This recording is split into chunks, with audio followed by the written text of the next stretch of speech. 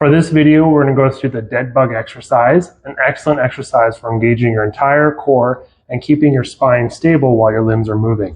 We'll also go through different regressions and progressions.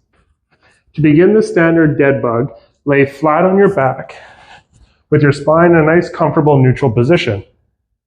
Have your knees over your hips, bent at 90 degrees, and your arms straight up over your shoulders.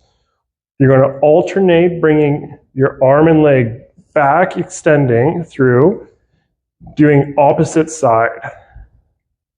While doing so, you're really making sure that your core is engaged and you're breathing throughout the movement.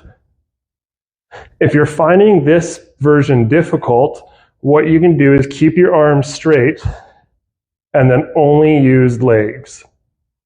So this would be the first regression. If you're finding this version is also challenging, you can keep them bent and then just do little heel taps. To make the dead bug harder, you bring your arm and leg out further to the side. So you're creating more of like a star position. This works the obliques and the multifidus and other deep spinal rotating muscles a little bit more.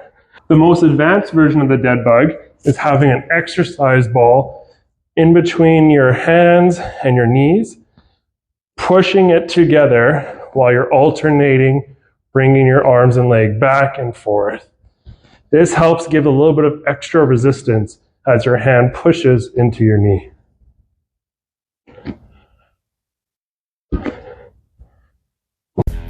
Thanks for watching. Please like and subscribe, and leave a comment below of something that you'd be interested to see next. Tune in next time.